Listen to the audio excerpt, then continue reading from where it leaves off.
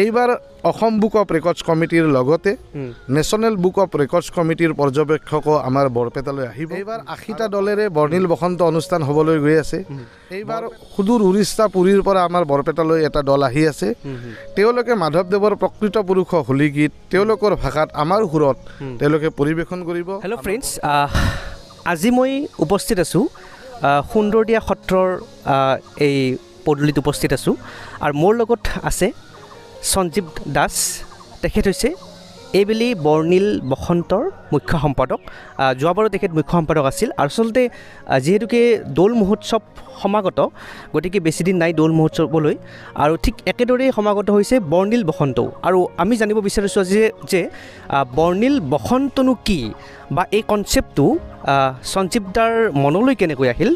সঞ্জীৱ দা, আচলতে বৰ্ণিল বসন্ত বুলি যদি আমি কওঁ, এই গোটেই যিটো অনুষ্ঠান ইয়াৰ আঁৰত কি আছে? আচল কথা, বৰ্ণিল বসন্ত অনুষ্ঠানটো বৰ্ণিল বসন্ত শীৰ্ষক এটা শোভাযাত্ৰা হয়। এইটো বৰ্ণিল বসন্ত এটা নাম হয়। এই বৰ্ণিল বসন্ত সাংস্কৃতিক শোভাযাত্ৰাটো প্ৰকৃততে সাংস্কৃতিক মঞ্চ বৰপেটাৰ উদ্যোগত অনুষ্ঠিত কৰা হয়। আৰু এই যেতিয়া সাংস্কৃতিক মঞ্চ বৰপেটা বুলি এই অনুষ্ঠানটো জন্ম দিয়া হৈছিল, তাৰ আগতে আজিৰ পৰা 10 বছৰ আগতে মই মনত ভাবিছিলোঁ আমাৰ বৰপেটাত এটা অনুষ্ঠান হয়। বৰপেটাৰ আমাৰ অগ্ৰণী গোষ্ঠী ৰাইজিং ক্লাব, তেওঁলোকে বাটে বাটে হোলী গীতৰ এটা প্ৰতিযোগিতা কৰে।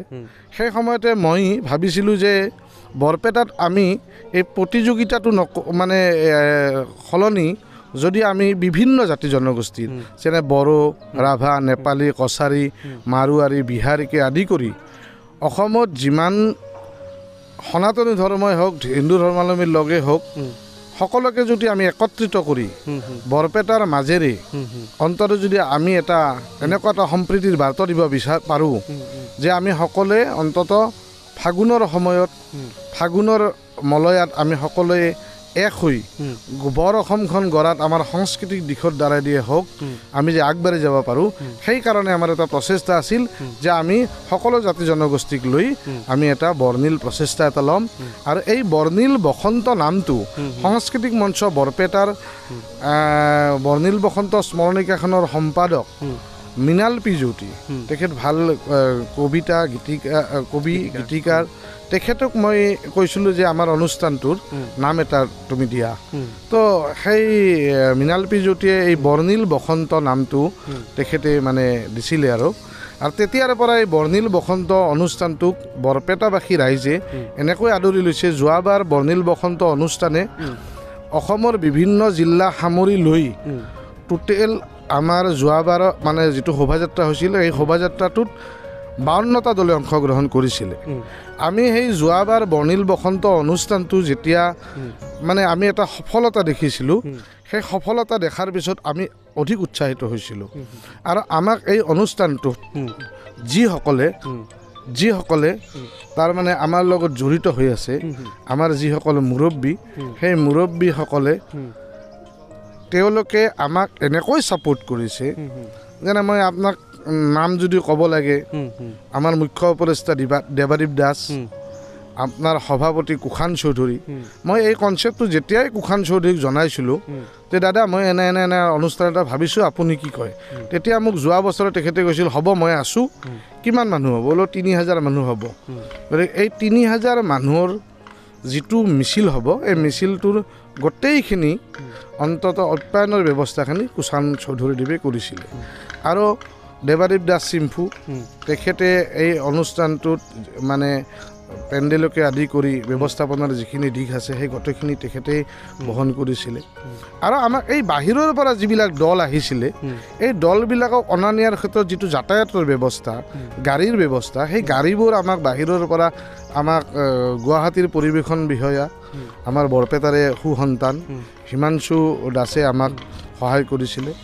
আৰু এই সুন্দৰদিয়া সত্ৰৰ প্ৰমথেশ দেউৰী, তেখেতেও আমাক মানে বৰপেটা ডিষ্ট্ৰিক্টৰ আশে পাশে যিমানকেইখন গাড়ী লাগে গাড়ীৰে সেই দলবিলাক আনাত আমাক ব্যৱস্থা কৰি দিছিলে।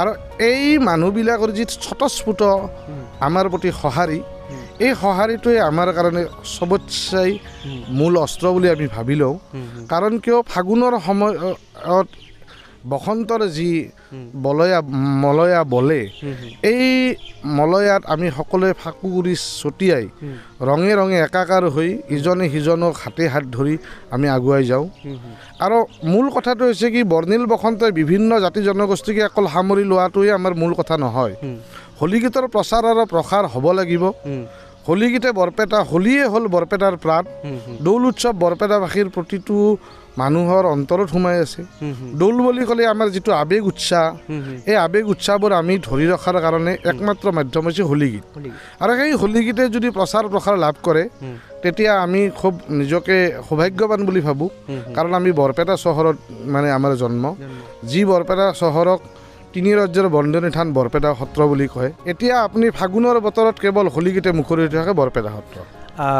বৰ্ণিল বসন্তক Guinness book of world record কৰিবলৈ কিবা প্ৰচেষ্টা হাতত লৈছিল হয় তাৰমানে কি প্ৰথমতে আমি অসম বুক অফ ৰেকৰ্ডছ কমিটিৰ লগত যোৱাবাৰৰ আমাৰ এই যিখিনি অনুষ্ঠান হৈ গৈছিলে আমি অসম বুক অফ ৰেকৰ্ডছ কমিটিৰ লগত যোগাযোগ কৰিছিলোঁ তেওঁলোকে কৈছিল যে যোৱাবাৰৰ অনুষ্ঠানৰ কিমানখিনি আপোনালোকৰ ফুটেজ আছে সেইখিনি আমাক দেখুৱাওক যদি অসমৰ শদিয়াৰ পৰা ধুবুৰীলৈকে এনেকুৱা অনুষ্ঠান ফাগুনৰ বতৰত হোৱা নাই তেতিয়া নিশ্চিতভাৱে আমি আপোনালোকৰ এই অনুষ্ঠানটোলৈ যাবলৈ আগ্ৰহী তেতিয়া মই যোৱা বছৰৰ আমাৰ যিমানবোৰ ভিডিঅ' ফুটেজ আছে সাংবাদিক বন্ধুসকলে ইউটিউবাৰ বন্ধুসকলে ব্লগাৰবিলাকে যিমানখিনি আমাক সহযোগ কৰিছিলে সেই সকলো ভিডিঅ'বিলাক প্ৰস্তুত কৰি আমি তেওঁলোকৰ কমিটিলৈ পঠাইছিলোঁ এইবাৰ খুব ভাল লগা বিষয় যে বৰপেটাত দ্বিতীয় সংখ্যক বৰ্ণিল বসন্ত হ'বলৈ গৈ আছে ৮০টা দলেৰে আচ্ছা এইবাৰ ৮০টা দলেৰে বৰ্ণিল বসন্ত অনুষ্ঠান হ'বলৈ গৈ আছে বৰপেটাৰ লগতে অসমৰ যিমানখিনি মানুহ আছে স্বতঃস্ফূৰ্ত সঁহাৰি পাইছোঁ সকলোৱে নিজে ফোন কৰি সুধিছে বৰ্ণিল বসন্তত মই যাম নেকি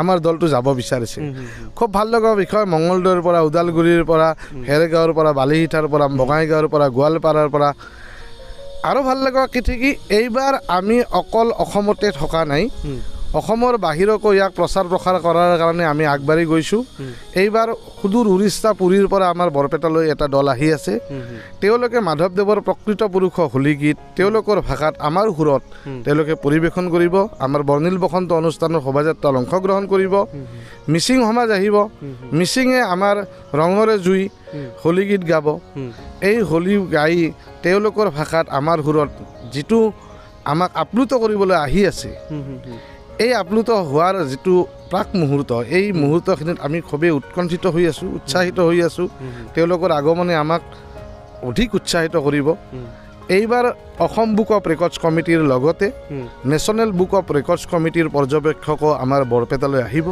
আৰু আমাৰ এই অনুষ্ঠানটোক তেখেতসকলে মান্যতা প্ৰদান কৰিব বুলি আমাৰ আশা আছে খুব ভাল লগা কথা এইবাৰ আমি বৰ্ণিল বসন্ত অনুষ্ঠানটোত আমি 3টা বঁটা ৰাখিছোঁ সেই বঁটা হৈছে সত্ৰ সেৱিকা অসমৰ প্ৰায় কেইখন সত্ৰৰ লগত জড়িত প্ৰয়াত ডালিম পাঠকৰ সহধৰ্মিনী কণিকা পাঠক বাইদেৱে এইবাৰ তেখেতক আমি সত্ৰ সাধিকা বঁটাৰে আমি তেখেতক প্ৰদান কৰিম আৰু ভাল লগা কথা কি আমাৰ এই যোৱাবাৰ হৈ যোৱা বৰ্ণিল বসন্তৰ কাৰ্যকৰী সভাপতি ৰবীন্দ্ৰনাথ দাস তেখেত সাংস্কৃতিক দিশত এতিয়া নহয় সৰুৰে পৰা লাগি থকা এজন ব্যক্তি যিজনে নাটক সত্ৰীয়া নৃত্যকে আদি কৰি ভোৰতাল নাম গুণকে আদি কৰি হোলী গীত এই যি হোলী গীতত তেখেতক আমি এইবাৰ সংস্কৃতি সাধক বঁটাৰে বিভূষিত কৰিম আৰু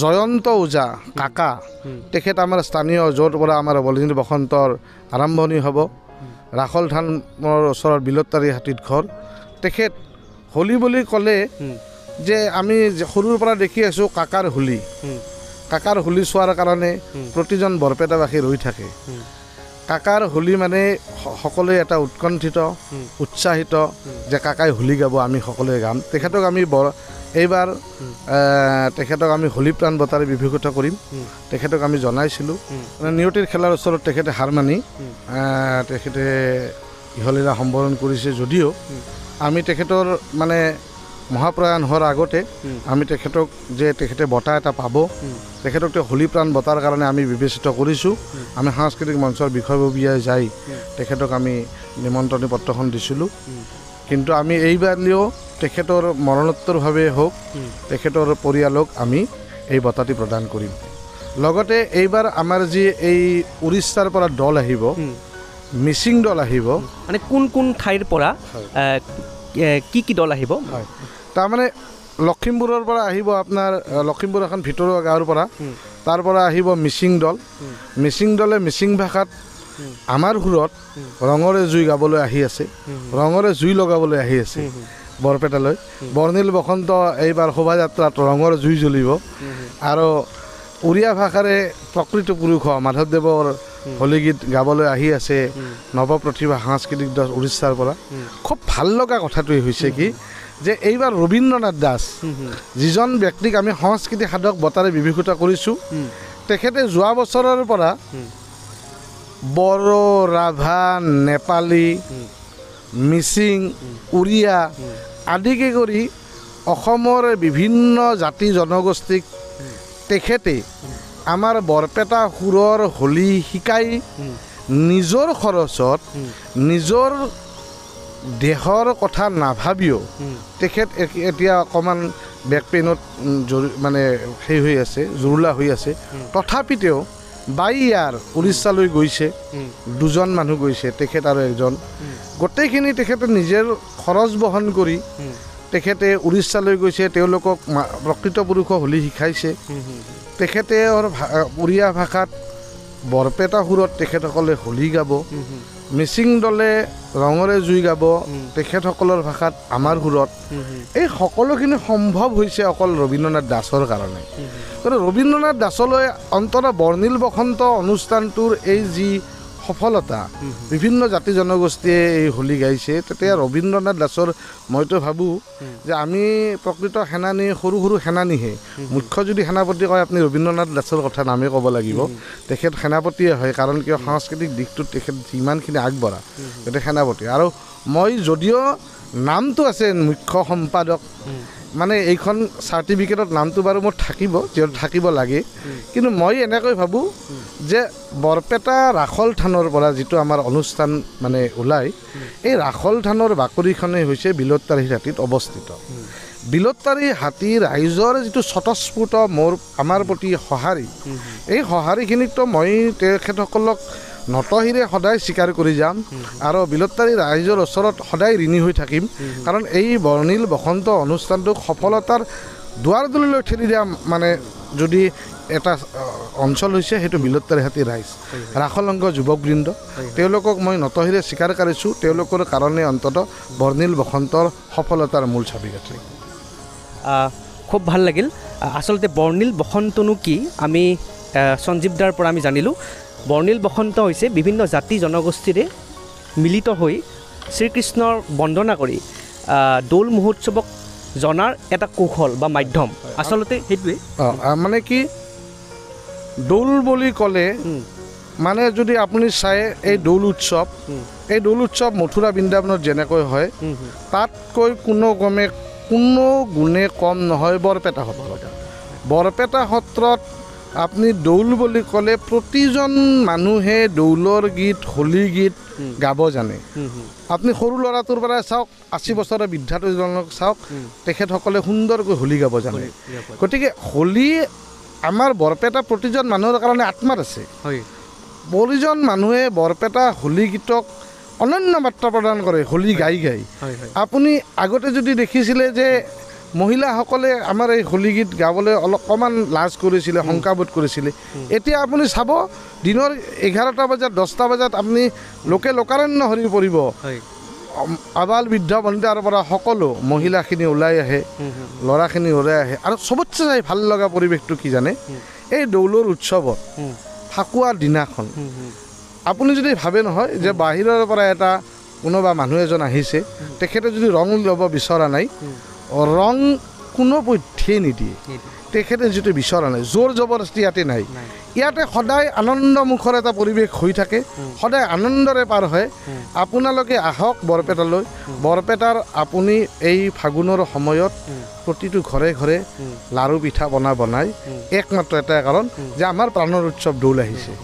দুইতে আৰু এটা কথা ক'ব বিচাৰিছোঁ যে সাংস্কৃতিক মঞ্চ বৰপেটাৰ উদ্যোগত যি বৰ্ণিল বসন্ত হয় অকল হোলী গীতৰ প্ৰচাৰ প্ৰসাৰ বুলি ক'লেই নহ'ব মূল কথা হ'ল কি অসমৰ প্ৰতিখন ঠাইৰ লগত বৰপেটাৰ যিটো কানেক্টিভিটি এই কানেক্টিভিটিটোৱে আমাৰ মূল কথা যে মই নগাঁৱলৈ গৈছোঁ নগাঁৱৰ মানে আত্মহাৰা হৈ বৰপেটাৰ হোলী গাইছে নগাঁৱৰ মানুহখিনি বৰপেটাৰ আহি যেতিয়া বৰপেটাৰ হোলী গাব আতিথ্যপৰায়ণ ঠাই আমাৰ বৰপেটা বুলি কওঁ কিমানখিনি আমি তেখেতসকলক বৰ্ণিল বসন্ত অনুষ্ঠানত অহাৰ পিছত আতিথ্য কৰিব পৰা নাজানো কিন্তু যদি তেওঁলোকে বৰপেটালৈ যেতিয়া আহিব তেওঁলোকক যেতিয়া আমি লগ পাম একেলগে হাতত হাত ধৰি যেতিয়া বৰ্ণিল বসন্ত শোভাযাত্ৰাত আমি আগুৱাই যাম তেতিয়াতো আমি এনেকৈ ভাবিবই লাগিব যে বৰ অসমখন 12 মাৰ্চ তাৰিখে এইবাৰ হ'ব দ্বিতীয় সংখ্যক বৰ্ণিল বসন্ত অনুষ্ঠান 80টা দলেৰে এইবাৰ অনুষ্ঠানটো সামৰি লোৱা হ'ব গতিকে আমিতো এটা কাৰণত সদায় উৎসাহিত আপোনালোকক মানে খুবেই আমি ধন্যবাদ দিছোঁ কাৰণ কি আপোনালোকৰ জৰিয়তে